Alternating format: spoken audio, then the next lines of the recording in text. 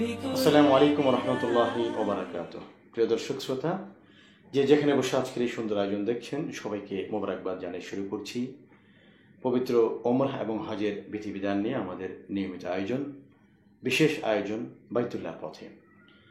দর্শক, একজন মানুষ তার গোটা জীবনের একটি স্বপ্ন থাকে। প্রতিটি মুসলমানের সারা জীবনের একটি স্বপ্ন থাকে। প্রতিটি মুমিনের হৃদয়ে গোটা জীবন জুড়ে একটি অনুভূতি আর কল্পনায় কাজ করে, সেটি হলো জিয়ারাতে বাইতুল্লাহ, জিয়ারাতে মদিনাতুল মুনাওয়ারা। আমরা হজের কথা বলি, উমরার কথা বলি, বিশেষ করে জিলহজ মাস যখন আসে, এর আগে থেকে যখন আমাদের বাইতুল্লাহর মুসাফিররা লাব্বাইক আল্লাহুম্মা লাব্বাইক ধ্বনি তুলে এহরামের শুভ্র কাপড় পরে, সেলাইবিহীন কাপড় পরে কাবার পথের পথিক হন, হেজাজের কাফেলায় শরিক হন, আমাদের অন্তরগুলিও জেগে ওঠে সেই লাব্বাইক ধ্বনিতে। হজ এবং উমরার আলোচনার শুরুতে আমি আপনাদেরকে অবগত করতে চাই, হজ মূলত তিন প্রকার: হজ্জে ইফরাদ, হজ্জে কিরান, হজ্জে তামাত্তু। হজ্জে ইফরাদ হলো যে হজ শুধুমাত্র হজের জন্য এহরাম বাঁধবেন, একে বলে হজ্জে ইফরাদ, কোনো উমরা নেই। 2 নম্বর হলো হজ্জে কিরান। হজ্জে কিরান হলো একটি এহরাম পরে সেই একই এহরামে তিনি উমরাও আদায় করবেন, এরপরে আবার হজও আদায় করবেন, মাঝখানে তিনি হালাল হবেন না, অর্থাৎ এহরামের কাপড় খুলবেন না। 3য় প্রকার হলো হজ্জে তামাত্তু। হজ্জে তামাত্তু হলো যে হজে প্রথমে শুধুমাত্র উমরার নিয়ত করা হবে, উমরা কমপ্লিট হয়ে গেল, সম্পন্ন হয়ে গেল, শেষ হয়ে গেল, তিনি বিরতি দিবেন, এরপরে 8 জিলহজের পূর্বে তিনি আবার নতুন করে হজের জন্য এহরাম বাঁধবেন। প্রিয় দর্শক, এই 3 প্রকার হজের যে কোনো এক প্রকার আপনি করতে পারেন। যারা বদলি হজ করেন এদের জন্য হজ্জে ইফরাদ করা উত্তম। তবে যে ব্যক্তি আপনাকে বদলি করার জন্য নির্ধারণ করেছেন, তিনি যদি চান, তিনি যদি অনুমতি দেন, তবে আপনি তামাত্তু করতে পারেন। সাধারণত আমরা বাংলাদেশিরা হজ্জে তামাত্তু করে থাকি।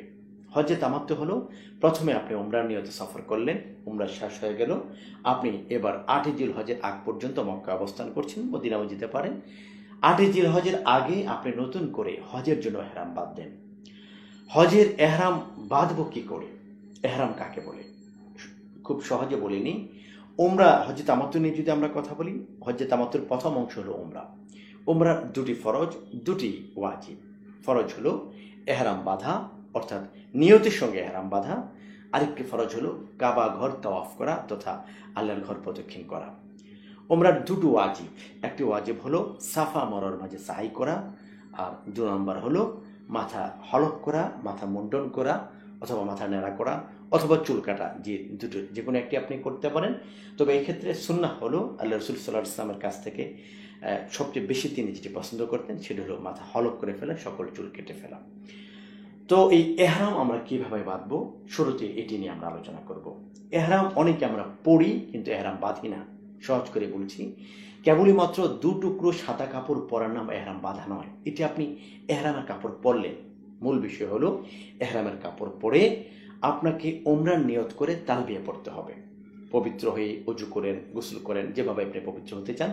পবিত্র হয়ে 1 টুকরো কাপড় আমরা নিচে পরিধান করব, 1 টুকরো কাপড় গায়ে জড়াবো, 2 ফিতের 2টো স্যান্ডেল পরবো, 2 রাকাত নামাজ পড়ে আল্লাহর কাছে কায়মনোবাক্য মোনাজাত করব, নিয়ত করব, হে আল্লাহ, আপনার সন্তুষ্টির জন্য এহরাম উমরা আদায়ের নিয়ত করছি, আপনি সহজ করুন, কবুল করুন। হয়ে গেল আপনার এহরাম। 2 নম্বর ফরজ হলো কাবা ঘর প্রদক্ষিণ করা, তাওয়াফ করা, 7টি চক্কর দেওয়া। আমাদের 2টি ফরজ আদায় হয়ে গেল।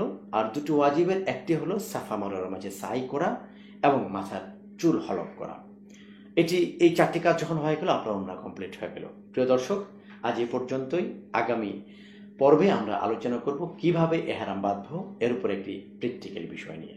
সবাইকে বাইতুল্লাহর পথে অনুষ্ঠানটি দেখার জন্য আন্তরিক অভিনন্দন ও মোবারকবাদ। আসসালামু আলাইকুম।